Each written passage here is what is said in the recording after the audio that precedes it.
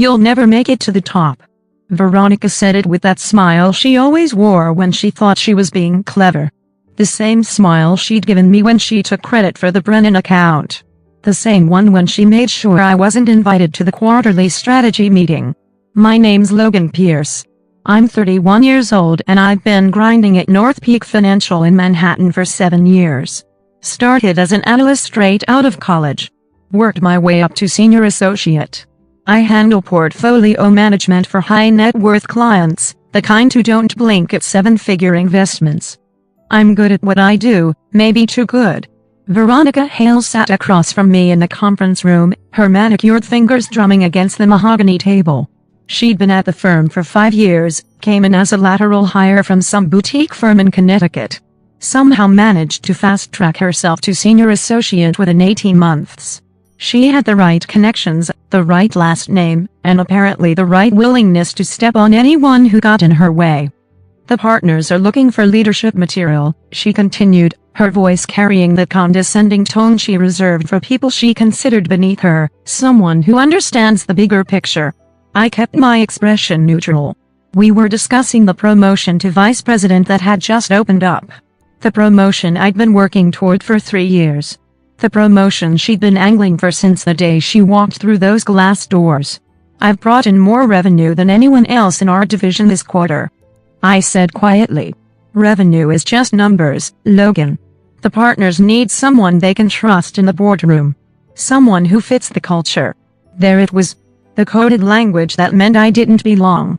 That I wasn't one of them, that my middle-class background and state school education would always mark me as an outsider in their world of private clubs and inherited connections. I nodded slowly like I was considering her words, like I agreed with her assessment, but something cold settled in my chest, a clarity I hadn't felt before. After the meeting, I walked back to my office and closed the door. I pulled up my client files. Years of meticulous work and relationship building.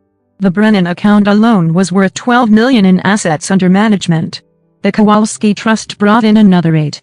I'd built these relationships from nothing. Earned every dollar of commission through late nights and careful strategy. I opened my laptop and started typing. An email to my biggest client, just checking in. Nothing unusual, just staying connected. But as I hit send, I noticed something odd. A notification on my screen showed that Veronica had access to the Brennan files 20 minutes ago. Files she had no business looking at. I'd always been the type to keep my head down and do the work. Growing up in Buffalo, my dad drove a delivery truck for 32 years. Never missed a day, never complained. He taught me that respect was earned through consistency and integrity. My mom worked nights at the hospital, came home tired, but never bitter. They sacrificed everything to send me to college. When I got to North Peak, I thought hard work would be enough. I thought if I just outperformed everyone else, the recognition would follow. For the first few years, it seemed to work. I made good money, got decent bonuses, even earned praise from the senior partners. But somewhere along the way, I started noticing the invisible barriers, the conversations that stopped when I entered the room. The client meetings I wasn't invited to, even when they involved my accounts, the way certain colleagues seemed to glide past obstacles that took me months to overcome. Veronica had arrived like a force of nature. Confident, connected, ruthless.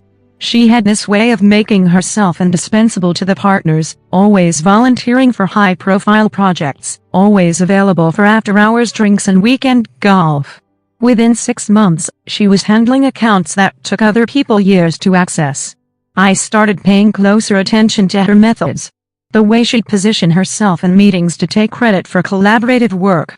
How she'd subtly undermine colleagues by questioning their judgment in front of superiors. The way she collected information about everyone, storing it away like ammunition. 3 months ago, I discovered she was copying herself on my client communications. When I confronted her about it, she claimed it was for coordination purposes. Said the partners wanted better oversight of all client relationships, but I checked with other associates. She wasn't copying herself on their emails. Last month, the Brennan account had generated a particularly large commission, a complex restructuring deal I'd negotiated over 6 weeks of careful relationship management. When the partners announced the quarterly results, Veronica somehow received equal credit for the success. She'd apparently provided strategic guidance on the deal structure. I'd found my name removed from the presentation slides. My analysis had been rebranded as collaborative work. When I asked my direct supervisor about it, he seemed genuinely confused, like the changes had been made above his head. The warning signs had been there for months. Emails that went unanswered. Meeting invitations that never arrived. Client dinners where my attendance was suddenly not necessary. I'd rationalized each incident. Told myself I was being paranoid. But sitting in that conference room listening to Veronica explain why I'd never make it to the top, I finally understood this wasn't about performance or qualifications. This was about control. She'd been systematically isolating me, positioning herself as my replacement. The game had been rigged from the start. I just hadn't realized I was playing it. The partners' meeting was scheduled for Friday afternoon. By Thursday morning, I knew I wasn't going to be in that room. The email came from senior partner James Whitmore at 9 a.m. short and direct. "Logan, thanks for your continued dedication. We've decided to move forward with Veronica for the vice president role. Your contributions to the firm remain valued." I read it twice. Then I closed my laptop and walked to the window. 43 floors below Manhattan hummed with its usual chaos. People rushing to meetings, chasing deals, building careers. All of them believing that merit mattered. I wasn't angry. Anger would have been easier. What I felt was something deeper and colder. A complete understanding of how naive I'd been. I thought about calling my parents. My dad would tell me to keep working, that good things come to those who wait. My mom would ask if I'd been eating enough, if I was taking care of myself. They'd both assume this was temporary, a minor setback in an otherwise promising career. But I knew better now. This wasn't a setback. This was the system working exactly as designed. I spent the rest of Thursday going through my files, 7 years of work, hundreds of client relationships, millions of dollars in revenue generated.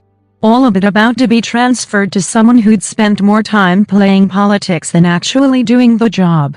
That evening, I had drinks with my college roommate Kevin, who worked in compliance for a different firm. We met at a quiet bar in Midtown, away from the usual finance crowd. "You look like someone died," he said after I'd ordered my second whiskey. I told him about the promotion, about Veronica, about the systematic way I'd been pushed aside. Kevin listened without interrupting, occasionally nodding like he'd heard similar stories before. "You know what's funny?" I said finally. She was right. I'll never make it to the top. Not at North Peak. "So, what are you going to do?" I stared into my glass, watching the amber liquid catch the bar's dim light. "I'm going to stop pretending this is about fairness." Kevin raised an eyebrow.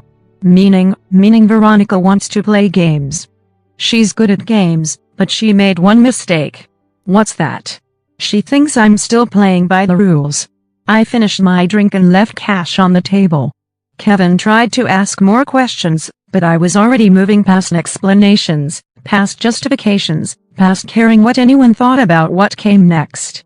The next morning, I walked into the office with absolute clarity. I knew exactly what I was going to do. I knew exactly what Veronica had been hiding, and I knew exactly who would be most interested in hearing about it. She told me I'd never make it to the top. She was absolutely right. But she'd forgotten something important about people who have nothing left to lose. We stopped playing defense. The celebration dinner was at Leonard. Nothing but the best for North Peak's newest vice president. The partners had reserved a private dining room, complete with champagne service and a view of the Hudson River. I'd been invited as a courtesy, one last gesture before my inevitable fade into corporate irrelevance. I arrived early and took a seat near the back, watched as the partners filed in, shaking hands and making small talk about their weekend plans in the Hamptons. Veronica entered like royalty, wearing a black dress that probably cost more than most people's monthly rent. She worked the room with practiced ease, accepting congratulations and making promises about her vision for the department. "Logan," she said when she finally noticed me. "I'm so glad you could make it. Wouldn't miss it." She studied my face, looking for signs of bitterness or defeat. When she didn't find them, her smile faltered slightly. I hope there are no hard feelings. The partners made their decision based on what's best for the firm. Of course, I said, you're exactly what they were looking for. The dinner proceeded as expected. Speeches about leadership and vision, toasts to future success. Veronica accepted it all with gracious humility. The perfect picture of deserving achievement. During the main course, I excused myself and walked to the men's room. But instead of returning to the dining room, I made a phone call. Divorce attorney Marcus Hale speaking. Mr. Hale, my name is Logan Pierce. I work with your wife at North Peak Financial. There was a pause. Is everything all right? Has something happened to Veronica? Not exactly, but I think you should know that your wife has been having an affair with senior partner James Whitmore for about 8 months now. The silence stretched for nearly 10 seconds. I'm sorry. Who is this? Someone who cares about the truth. Check her credit card statements from the last 6 months. The Hotel Plaza charges every Tuesday afternoon. The jewelry from Cartier that she told you was a client gift. The weekend trips to Boston that were supposedly client meetings. I could hear him breathing on the other end of the line. Why are you telling me this? Because your wife just destroyed my career and because you deserve to know who you're married to. I hung up and returned to the dinner. Veronica was in the middle of another speech about teamwork and shared success. I waited until she finished, then stood and raised my glass. To Veronica, I said, may you get everything you deserve. She smiled and raised her own glass, missing the edge in my voice. The rest of the table joined the toast, unaware that I'd just lit a fuse that would burn down everything she'd built. After dinner, I pulled out an envelope and placed it next to her champagne glass. What's this? She asked. My resignation letter. Effective immediately. Her eyes widened. Logan, you don't have to do this. We can work together. I'm sure we could have, but you were right about one thing. I'll never make it to the top. Not here. I stood to leave, then paused. Oh, and Veronica, you might want to check your phone. I think your husband's been trying to reach you. Her face went pale as she grabbed her purse and pulled out her phone. I could see the missed calls and text messages lighting up her screen. I walked out of Learnet, feeling lighter than I had in months. Behind me, I could hear raised voices and the sound of a chair scraping against the floor, but I didn't look back. Phase 1 was complete. Veronica's personal life was about to implode. But that was just the beginning. Her professional destruction would require a more delicate touch.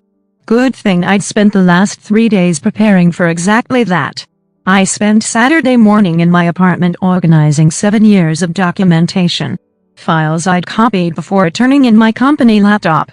Email chains that told a very different story than the one Veronica had been selling to the partners.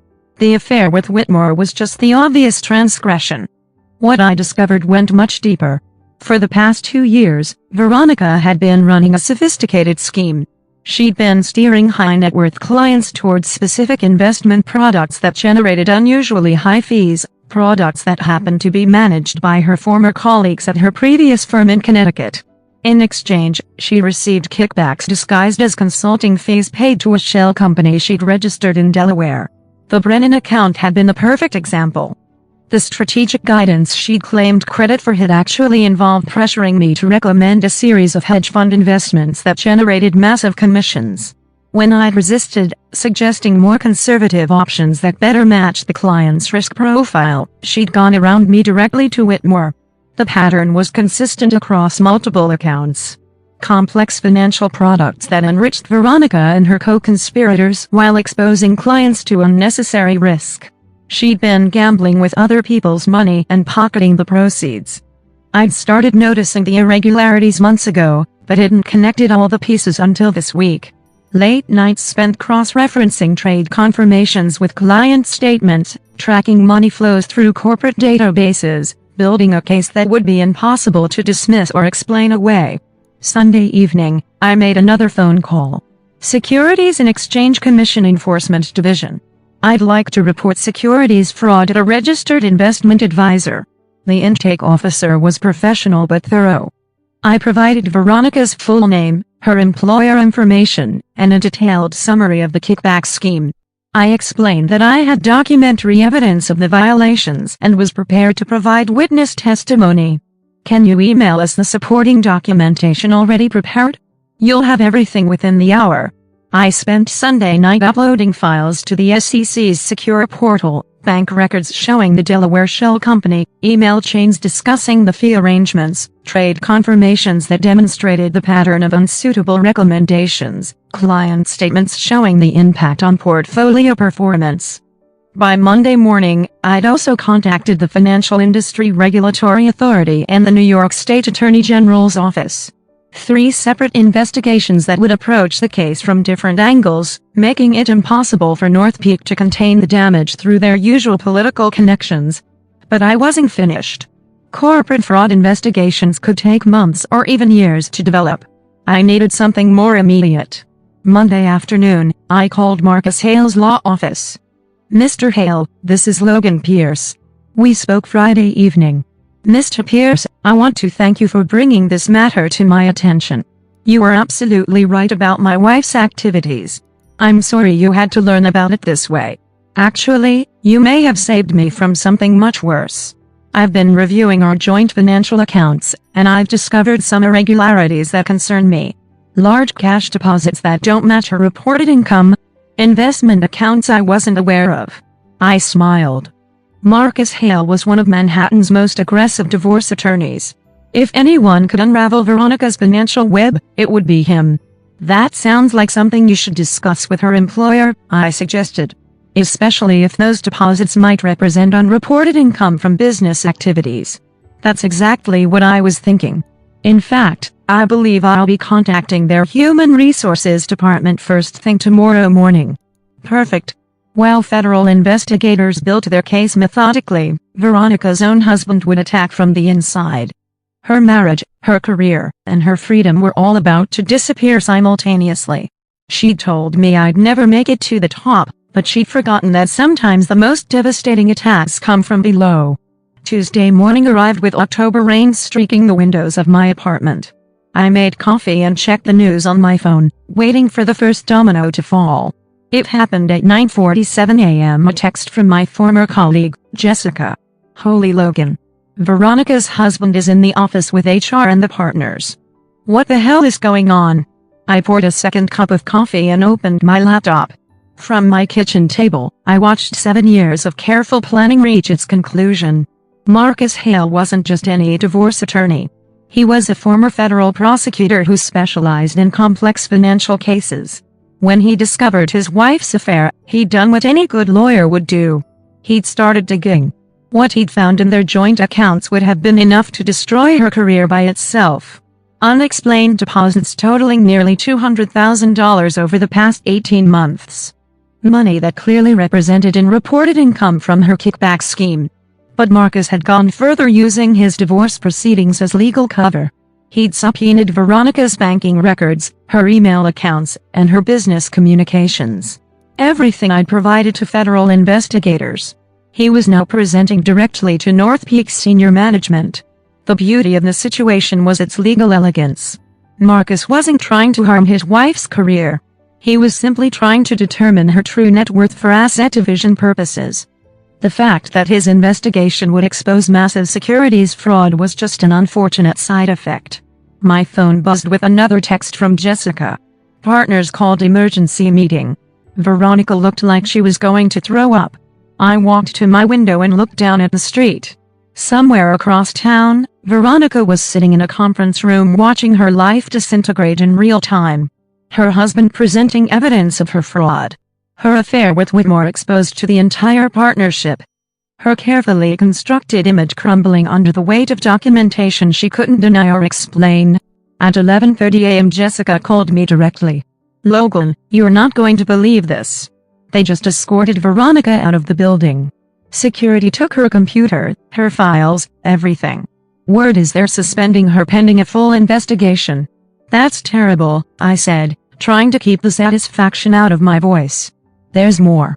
Whitmore has been placed on administrative leave, too. Apparently, his wife found out about the affair, and she's threatening to divorce him. The partners are freaking out about the optics. I made appropriate sympathetic noises while Jessica continued with the gossip. How Veronica had tried to claim she was being set up, how she'd demanded to speak with the other partners privately, how she'd finally broken down crying when they told her she was being terminated effective immediately. After I hung up with Jessica, I called the SEC enforcement officer who'd been assigned to my case. Agent Peterson, this is Logan Pierce. I wanted to let you know that the subject of my complaint was just terminated from her employment. You may want to expedite your investigation before she has a chance to destroy any remaining evidence. We're already on it, Mr. Pierce.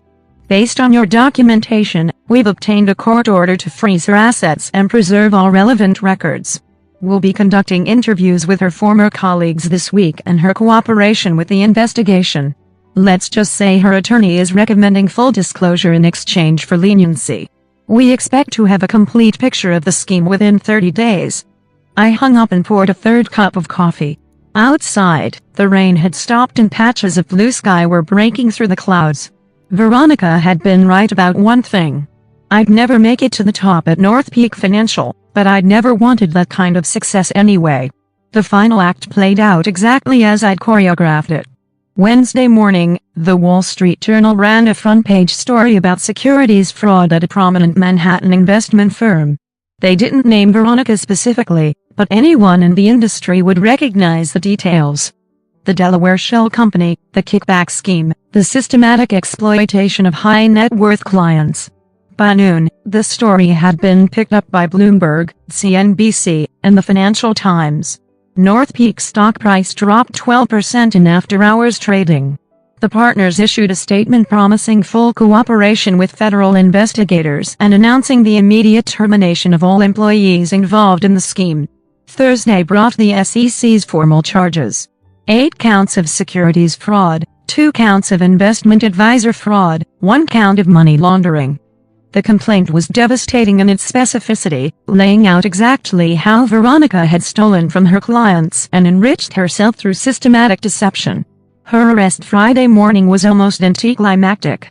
I watched the news coverage from a coffee shop in Brooklyn, far enough from Manhattan to avoid any chance of running into former colleagues. The footage showed her walking into federal court in handcuffs, her expensive suit wrinkled, her perfectly styled hair disheveled. The divorce proceedings moved with similar efficiency. Marcus Hale had built his career destroying people in courtroom combat. Applying those skills to his own wife was almost artistic in its thoroughness. The prenuptial agreement they'd signed had a morality clause that voided all of Veronica's claims to marital assets in case of adultery. Combined with the criminal charges, she would walk away from the marriage with nothing. The professional consequences followed quickly. The Financial Industry Regulatory Authority barred her from the securities industry for life. Her professional licenses were revoked. Her name was added to multiple industry databases that would prevent her from ever working in finance again. But the personal destruction was equally complete. The affair with Whitmore had been reported in the gossip columns. Her parents, old money Connecticut socialites, had released a statement disavowing her actions and expressing their shame. Her former friends and colleagues avoided her calls. She'd become toxic in every social and professional circle that had once welcomed her. 6 weeks later, I was sitting in a conference room in Portland, Oregon, signing an employment agreement with Brighton Renewable Capital. They'd offered me a senior position managing their clean energy investment portfolio. Better pay, better title, better people. The irony wasn't lost on me. While Veronica had been climbing a ladder built on fraud and betrayal, I'd been building a reputation for integrity that followed me across the country. The partners at Britain had specifically recruited me after hearing about my role in exposing the North Peak scandal. Your references were unanimous, the managing partner had told me during my final interview. They said you were someone who always did the right thing, even when it was difficult. I'd accepted the offer without mentioning that doing the right thing had also involved a carefully orchestrated campaign of professional destruction. Some truths were better left unspoken. My last week in New York, I had lunch with Marcus Hale. He'd insisted on thanking me personally for exposing his wife's crimes. The divorce had been finalized, and he was already engaged to a federal judge he'd met at a legal conference. She tried to blame you, he said over appetizers. claimed you'd set her up because you were jealous of her success. And what did you tell her? That successful people don't usually end up in federal prison. We both laughed. Veronica had been sentenced to 4 years in federal custody, followed by 5 years of supervised probation.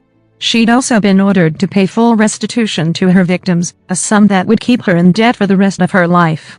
The money she'd stolen was gone, spent on luxury items and high-end living.